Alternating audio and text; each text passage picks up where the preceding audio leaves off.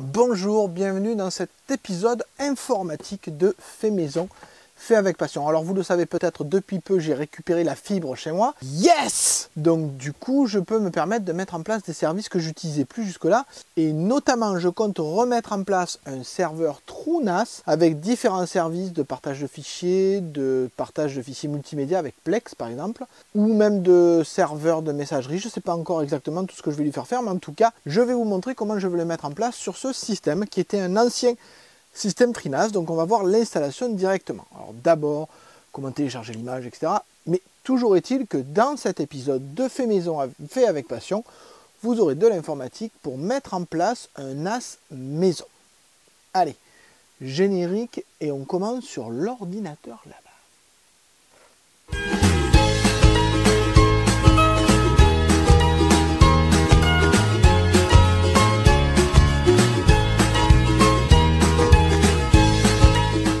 Donc nous sommes sur le site de TrueNAS, vous le voyez, truenas.com. On va dans la section Download. Et alors vous allez dire, mais Download, mais quelle version? Donc c'est la TrueNAS Core, la version stable évidemment, la version 13. Donc vous enregistrez le fichier, ce qui peut prendre plus ou moins de temps, mais moi j'ai la fibre maintenant.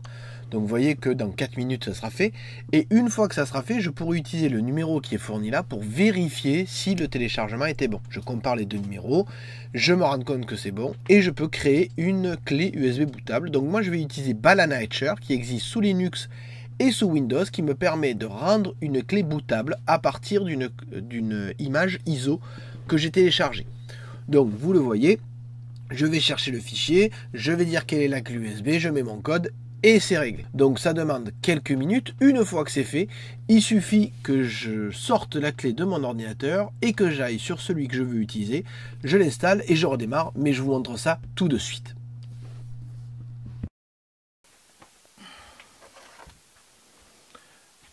Maintenant, j'ai installé TrueNAS Core sur cette clé USB.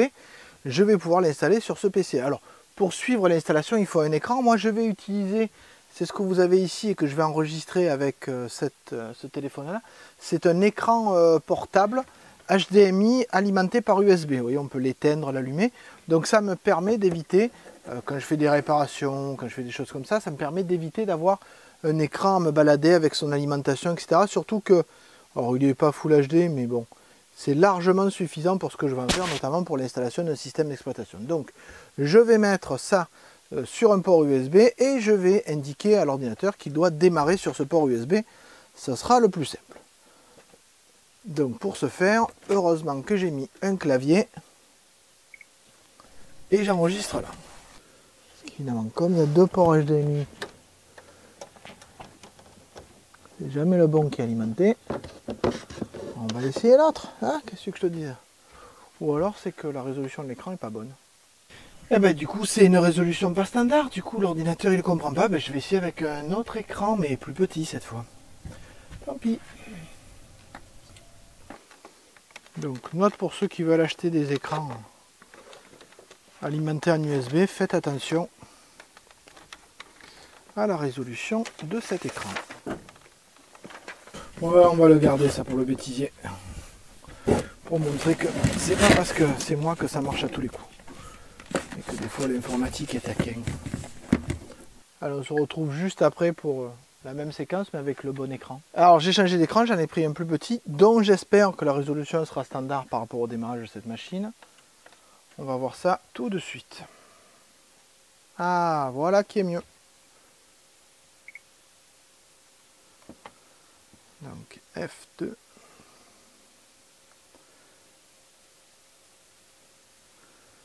Alors. Donc vous voyez que c'est un Core i3 8e génération avec 16 Go de RAM. Ce qui m'intéresse. Alors il faut qu'il démarre en premier.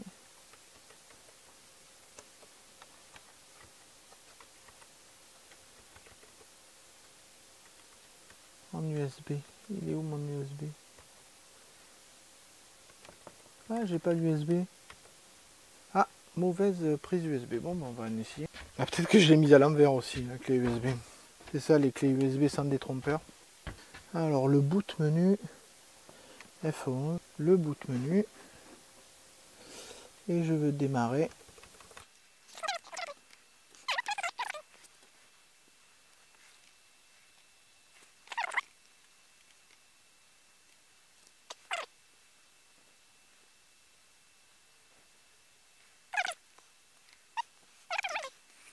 Ben, on va attendre un peu.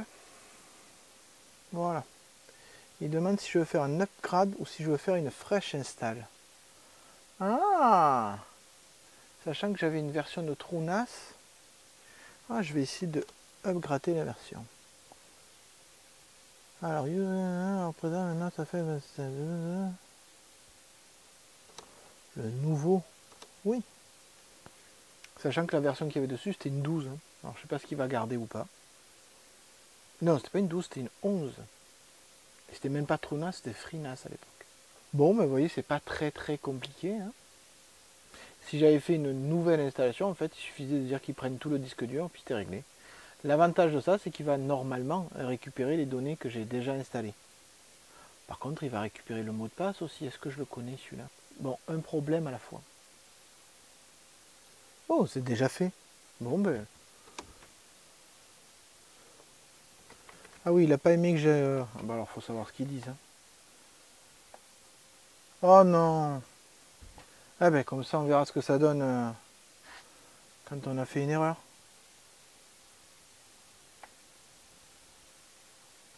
Allez, on repart pour... Voilà. Troisième tentative, après le changement d'écran, après le suivi de la consigne où on vous dit de retirer la clé, mais il ne fallait pas la retirer. Eh bien, on va voir ce que ça donne ici.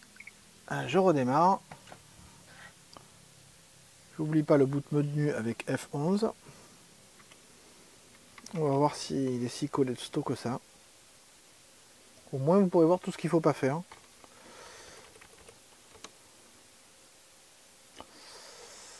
Alors,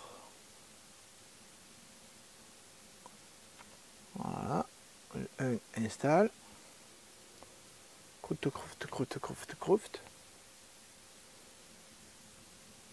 installe upgrade. Ah, il m'a pas proposé la mise à jour. Ouh, ça c'est pas bon ça.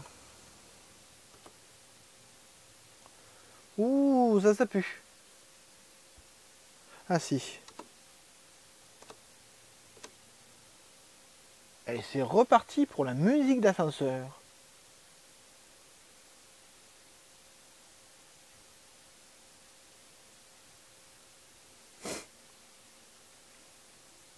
Mais cette fois, je quitte pas la clé USB comme ça. Pas me faire avoir.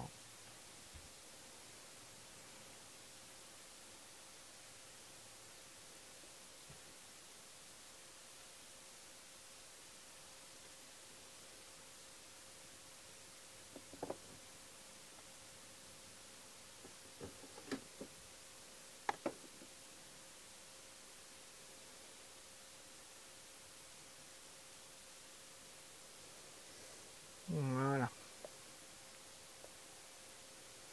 Bon. Il y en a pour 5 minutes. Je regarde le temps d'enregistrement sur mon téléphone. On est déjà à 1h48.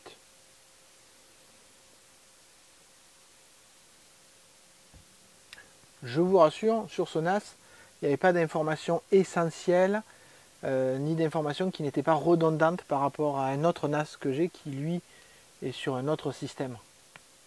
Qu'il faudrait peut-être que je mette à jour lui aussi d'ailleurs. On verra après. Alors 2 NAS, oui, parce que des sauvegardes.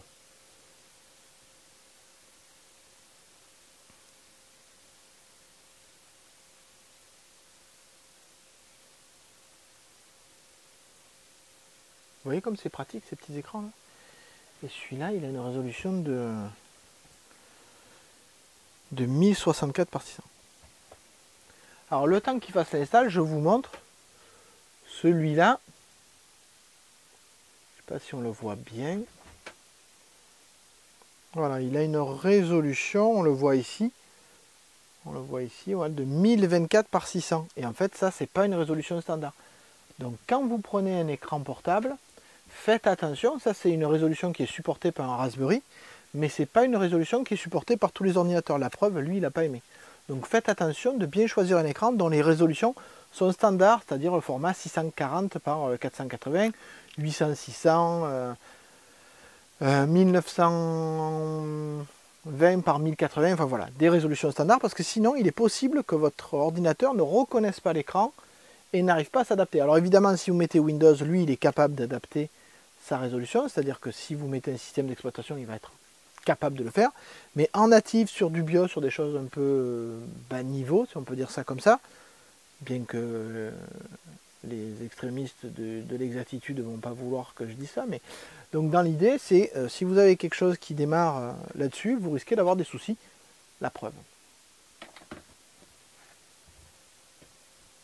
Ah, j'ai meublé tant que j'ai pu, mais toujours 50%. 5 minutes depuis le démarrage. Je le vois sur l'enregistrement de ma caméra là. Et on est au-delà de 50%. Bon, mais ça a planté, pour une raison que j'ignore. Et comme on ne voit pas ce qui se passe, ben... Ah, ça n'a pas planté.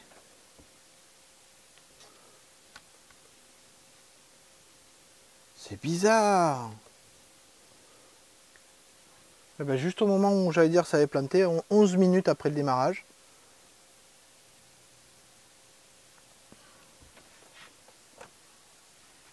On enlève la clé USB après avoir redémarré.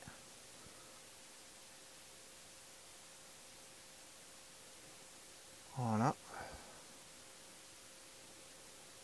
Donc on laisse booter tranquille.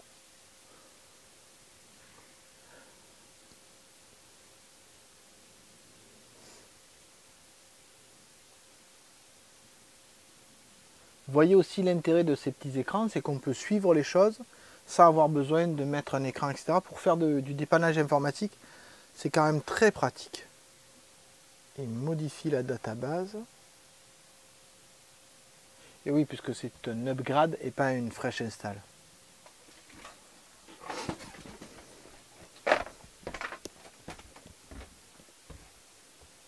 Ah, c'est un peu avancé. 18 minutes.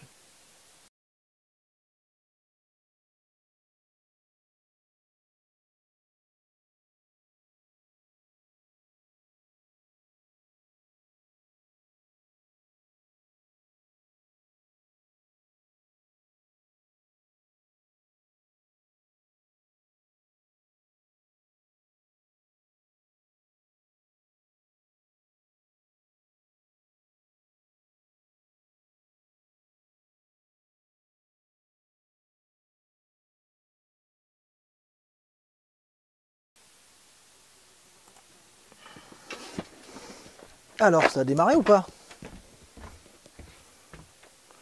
Ah, ça sent pas bon. Hein.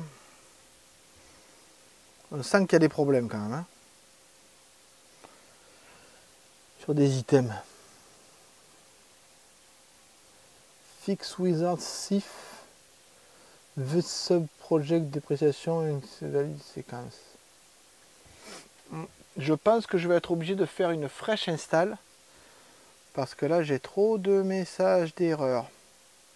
Je vais le laisser tourner encore un moment. Et puis, on se retrouve dans une heure si j'en ai pas marre. Installation de TrueNAS 4e. Donc, vous le voyez ici, j'ai des messages d'erreur un peu étranges sur les adresses IP. Je sais pas pourquoi. Alors, je sais que la version d'avant, j'avais déjà eu des problèmes. Donc, du coup, je vais faire une fresh install. Hein. Comme ça, bon, j'aurai plus les anciens fichiers, j'aurai plus tout ça, mais j'espère qu'au moins ça va fonctionner. Alors j'ai bien évidemment vérifié que mon truc réseau était branché, etc. Donc là, il n'est pas content. Donc on va essayer avec une fresh install. Donc j'éteins et je redémarre.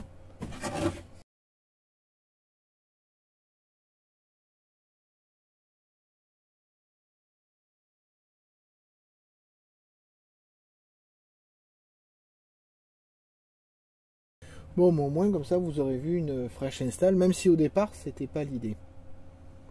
Qu'est-ce que je suis gentil avec vous.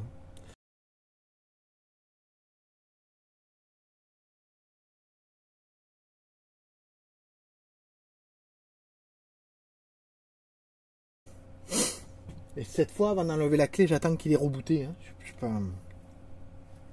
Ah, ça a l'air d'aller mieux quand même.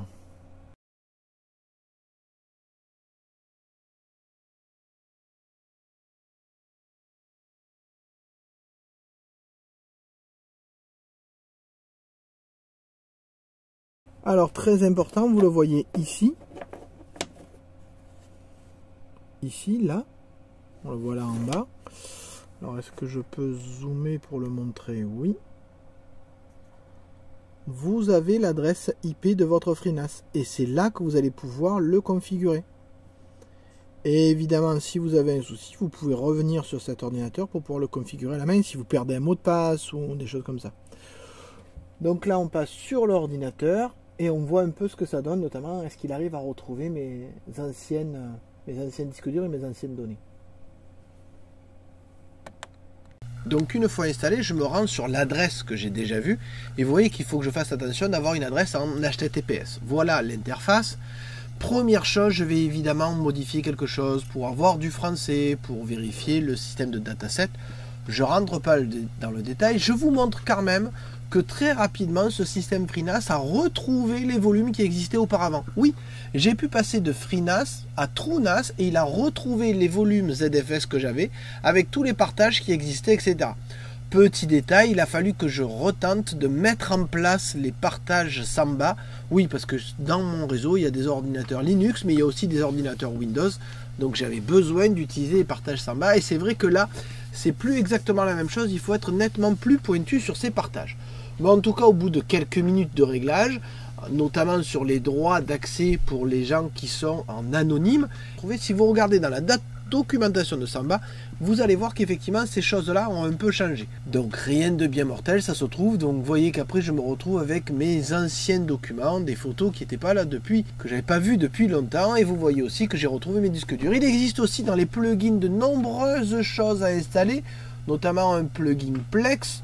Donc j'ai fait quelques tests. Effectivement, comme d'habitude, il faut créer ce qu'on appelle une jail, une sorte de prison pour mettre le plugin à l'intérieur. Mais ça, si ça vous intéresse, je reviendrai dessus plus tard. Toujours est-il que TrueNAS a toujours de nombreuses possibilités d'installer des fonctionnalités supplémentaires sans trop se prendre la tête grâce à ces plugins.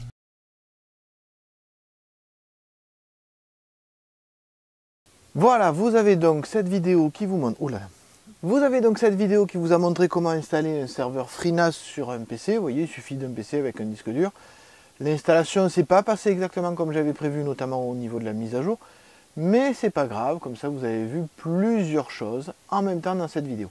J'espère qu'elle vous a plu, surtout si vous en voulez d'autres sur ce type de contenu, sur TrueNAS, sur les plugins, sur comment installer des éléments en plus par exemple. N'hésitez pas à me le dire en commentaire, un petit like ça fait plaisir aussi. En attendant, je vous dis au revoir et à bientôt.